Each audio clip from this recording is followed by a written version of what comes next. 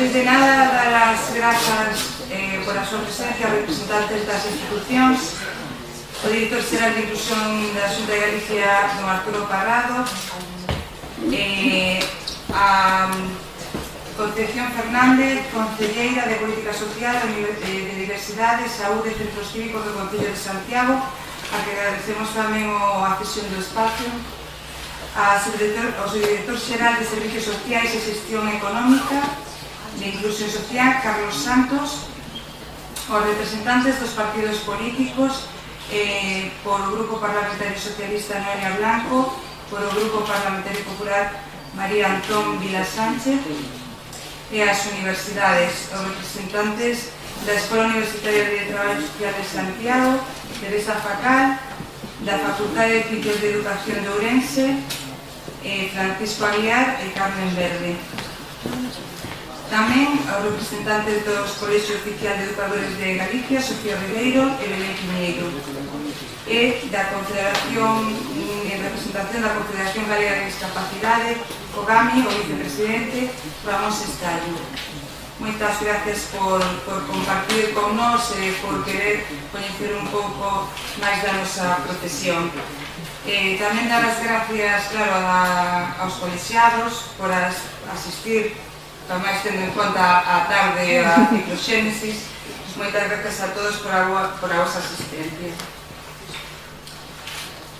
Nesta tarde pretendemos facer unha merecida homenaxe á nosa profesión, o traballo social. O traballo social nace como profesión promotora do cambio e co obxecto de vencer as diferencias froito da evolución e do crecemento. Surge da necesidade de axuda e interdependencia entre as persoas e como mecanismo compensador estructural.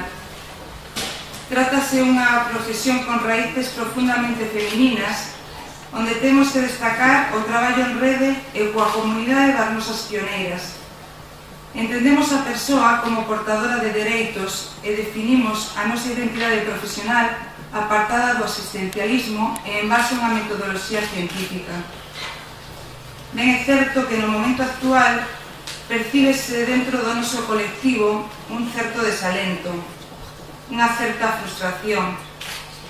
A excesiva carga de traballo, a falta de medios persoais, as deficiencias na xestión, a falta de espazos de coordinación interinstitucións e entre disciplinas, fainos sentir en moitas ocasións como meros burócratas.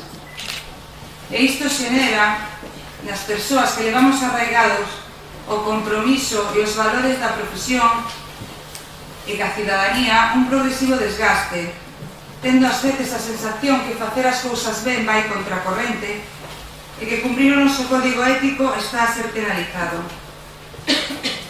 Pero como imagino, como contan as nosas pioneiras, todas as épocas foron complicadas.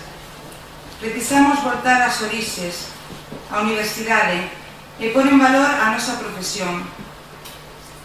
Durante estes anos tan duros de crisis económica, moitas persoas contaron con apoios e acompañamentos de profesionais do traballo social.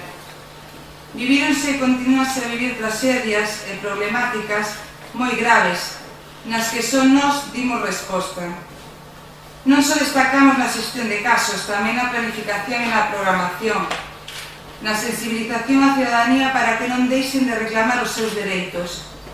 Somos a conciencia nas institucións, para que non dilúan responsabilidades na tarefa de servir as persoas, e da sociedade, para que non esquezan os colectivos máis vulnerables. Estamos nunha época onde o cuantitativo imponse o cualitativo, onde os números toman gran valor e parece que con uns poucos datos e porcentaxes calquera pode interpretar e avaliar a realidade dos servizos. Neste contexto sobrevivimos, nós e os nosos informes sociais, neses que por medio das palabras explicamos os sentimentos das persoas e os seus apoios, relacións familiares, sociales, situación laboral e de saúde, relacións cos seus iguales, en definitiva a súa realidade. É así como acordamos as intervencións e garantimos a súa efectividade.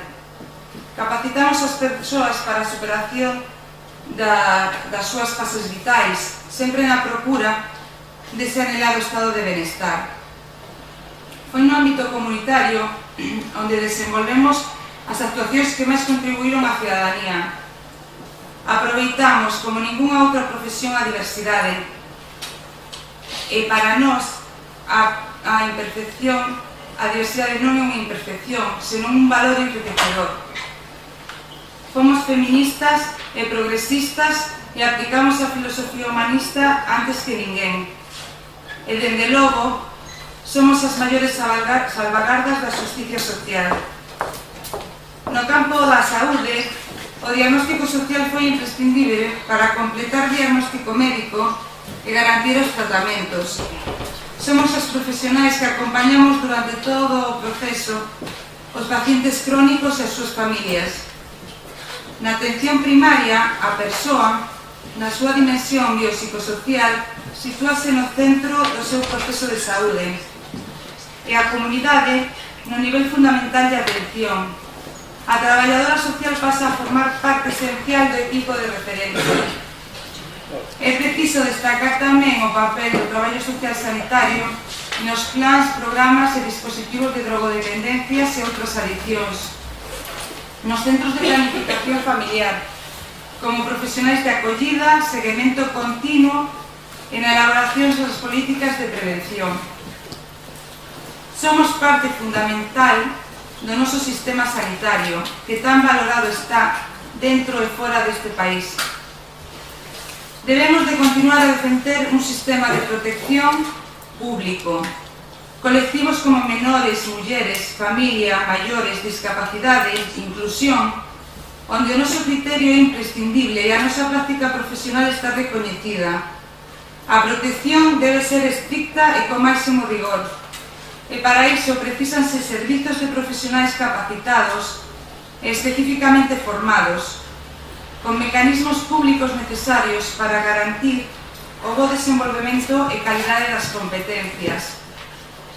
Onde o terceiro sector tamén xogou e xoga un papel importante, pero que nunca pode sustituir as obrigas do Estado.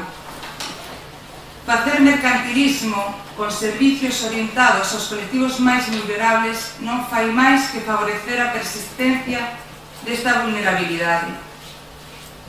Na actualidade, nun contexto de sociedade desenvolvida, encontramos contradiccións entre as vantaxes e o confort dos avances tecnolóxicos.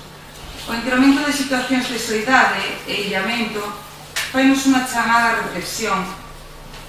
Valores indígenas como o respeto ao medio ambiente e ás persoas, a necesidade de fomentar o traballo en rede para o beneficio común, promover benestar físico e cultivar a espiritualidade fanse cada vez máis necesarios e imprescindible para a sostenibilidade dos nosos povos e cidades.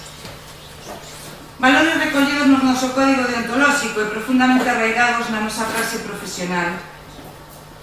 Así, atopamos dentro da nosa profesión a capacitación, sensibilidade, o compromiso e a concienciación suficiente na búsqueda deste equilibrio natural, para a creación de espacios saludables onde as persoas venzan as súas dificultades e podan vivir en armonía e liberdade. Dende esta nova xunta directiva, recén comenzamos a andar na frente do colexio profesional. Compartimos quizáis unha visión conxunta e un proxecto ambicioso. Para isto, vemos a necesidade de ter redes, redes entre os profesionais, entre os colexiados, que nos permitan aproveitar as sinerxias para contribuir a relacións máis igualitarias e un novo modelo social no que a axuda e a interdependencia entre as persoas sean o centro. Moitas gracias.